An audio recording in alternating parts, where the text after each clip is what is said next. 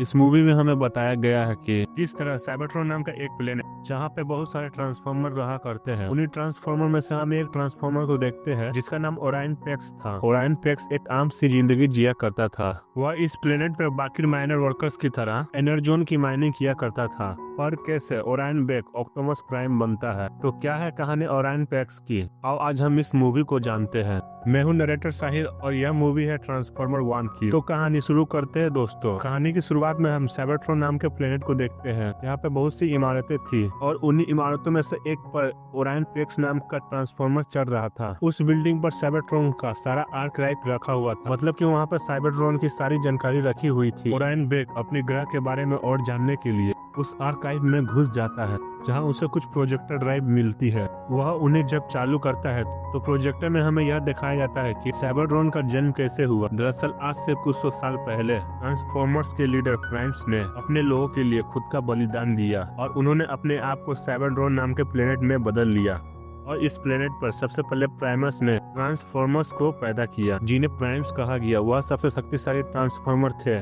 जिनका काम था आने वाले पीढ़ियों की राह दिखाना और उनकी हिफाजत करना। तो प्राइम्स ने अपने असीम ताकत का इस्तेमाल कर एक उपकरण बनाया और उस उपकरण का नाम था मैट्रिक्स ऑफ लीडरशिप, जो प्राइम्स के पास था। और मैट्रिक्स ऑफ लीडरशिप प्राइम के पास होने की वजह से साइबरट्रॉन की कुदरती ऊर्जा एनर्जोन की भरमार थी। एनर्जोन वह चीज है जो इन ट्रांसफॉर्मर को जिंदा रहने के लिए जिंदगी देती है। और अब साइबरट्रॉन पर एनर्जोन नहीं बहता क्योंकि मैट्रिक्स ऑफ लीडरशिप कहीं गायब हो गई है। इसकी आगे की बात ओराइन पेक्स जान पाता कि तभी आर्काइव के सिक्योरिटी गार्ड ओराइन को देख लेता है और यहाँ पर ओराइन उनसे बचकर भागता है। ओराइन यहाँ पर ट्रांसफॉर्म नहीं हो पाता है क्योंकि उसके पास ट्रांसफॉर्म होने वाला गोला नहीं है और सिक्योरिटी गार्ड्स के पास होता है। यहाँ बेचारा ओराइन अपने दोनों पैर से ही भाग रहा था। यहाँ काफी लंबा सीन चलता है, पर ओराइन का दोस्त जिसका नाम D16 था, वह ओराइन को सिक्योरिटी गार्ड से छिपा लेता है और उनके जाते ही ओराइन को बाहर निकालता है। और यह लोग एनर्जोन की खुदाई करने के लिए माइन पर जा रहे थे। हम यहाँ पे देखते हैं कि यहाँ पर जितने भी माइनर वर्कर्स थे उनमें से किसी के पास भी ट्रांसफॉर्मर गोला नहीं होता है जिससे कि वो लोग ट्रांसफॉर्म हो सके। और आप लोगों ने अभी जाना कि एनर्जोन मैट्रिक्स से पैदा होता है और मैट्रिक्स कहीं गायब हो गई है, तो इसलिए इन लोगों को मैट्रिक्स को जमीन के नीचे से खोदना पड़ता है। वरना अगर मैट्रिक्स होती तो इन लोगों के ग्रह पर एनर्जोन पानी की तरह बह करता था। ये सभी माइन तक पहुँच गए थे।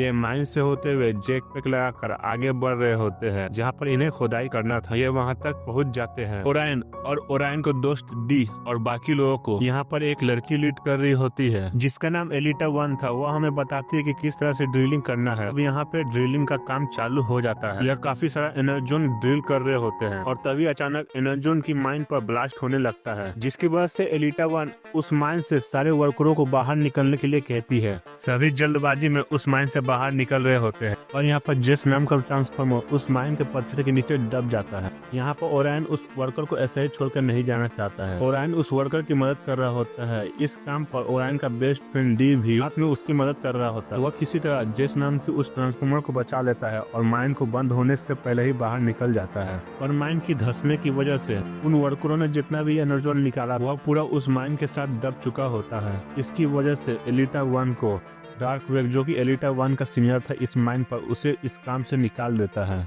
यहाँ पर ओराइन अपने सीनियर को समझाने की कोशिश कर रहा होता है कि एलिटा की कोई गलती नहीं है, गलती तो मेरी है, पर वह किसी की नहीं सुनता और एलिटा 1 को अपने जॉब से हाथ धोना पड़ता है। और डार्क विन यहाँ पर उन लोगों का मजाक उड़ाते हुए कहता है बिना बोले वाले किसी काम के नहीं हो। और डार्क विन की यह बात ओराइन को बुरी लग जाती है, जिसके चलते वो डार्क विन से बहस करने लगता है। पर यहाँ पर डी जानता है कि वो इसका सीनियर है और वह ओराइन को बचाने के लिए डार्क विन से एक पंच खा लेता है।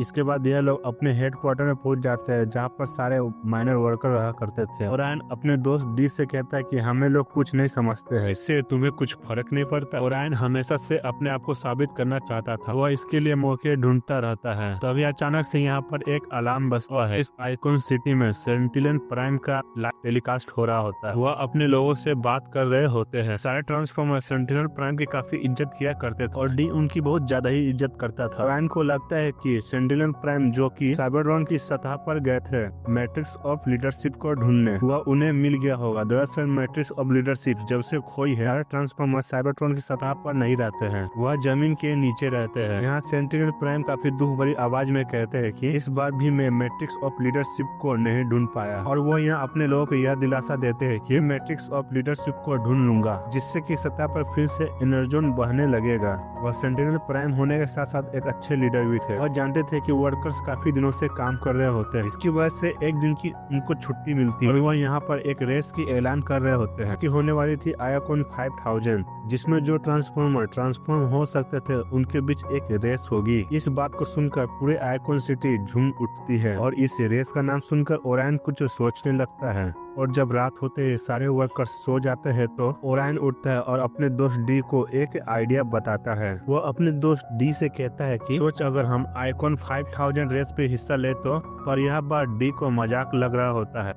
इस बार ओरायन उसको समझाता है कि हमें जीतने की कोई जरूरत नहीं है, मगर हम किसी भी ट्रांसफॉर्मर को जो कि ट्रांसफॉर्म हो सकते हैं, हम ट्रांसफॉर्म नहीं हो सकते हैं, अगर हम उसे हरा देते हैं तो हमें युगों युगों तक याद रखा जाएगा। और यहाँ पर डी ओरायन को समझाता है कि हम खुदाई करने वाले बोर्ड से ना ही हम ट्रांसफॉर्म हो सकते हैं और ना ही हम हरा सकते हैं, यह हमारे लिए नामुमकिन है। और यह कहकर डी वापस चला जाता है। और ओरायन इस रेस में हिस्सा लेना चाहता था, वह अपने आप को लोगों के सामने साबित करना चाहता था, क्योंकि ओरायन को लगता है कि लोग उसे कुछ नहीं समझते हैं। अब आइकॉन 5000 शुरू होने वाला होता है। यहाँ पर सारे ट्रांसफॉर्मर स्टेडियम की ओर जा रहे होते हैं और ओरायन डी को लेकर स्टेडियम की दूसरी ओर जा रहा होता है। और ओरायन डी को लेकर जहाँ पर रेस स्टार्ट होने वाली होती है इसके ऊपर था। यहाँ पर ओरायन अपने साथ जेटपैक भी लाया हुआ होता है और जैसे ही सेंटिनल प्राइम यहाँ पर आकर रेस शुरू करने वाले होते ही है, ऐसे ओरायन डी के पीछे जेट लगाकर रेस में हिस्सा ले लेता है। यहाँ पर ओरायन और डी जेट बूस्टर की मदद से फिर अच्छे परफॉर्मेंस के साथ काफी ट्रांसफॉर्मर को पीछा छोड़ रहे होते हैं। और अब वहाँ पर बाकी लोगों को यह पता चला कि इस रेस में मजदूर भी हिस्सा लिए हैं, तो सारे लोग काफी इंटरेस्टिंग वे में इस रेस को देख रहे होते हैं।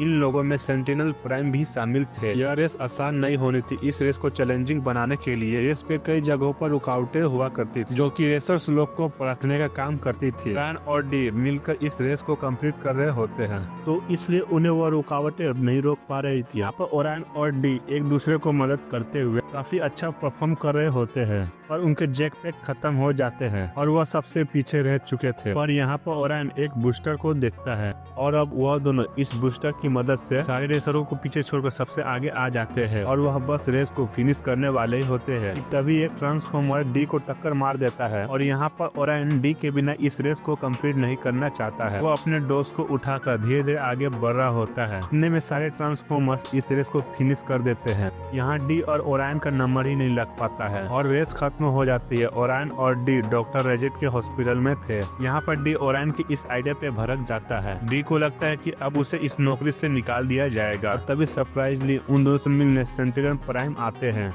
यहाँ पर डी सेंटिनल प्राइम को देखकर चौंक जाता है। ओरायन को लग रहा होता है कि अब सेंटिनल प्राइम उन्हें सजा देंगे और यहाँ सेंटिनल प्राइम ओरायन से कह रहे होते हैं, तुम्हारी यह रेस देखकर मजा आ गया, तुमने मेरे चुटकियों में इन रेसर्स को हरा दिया।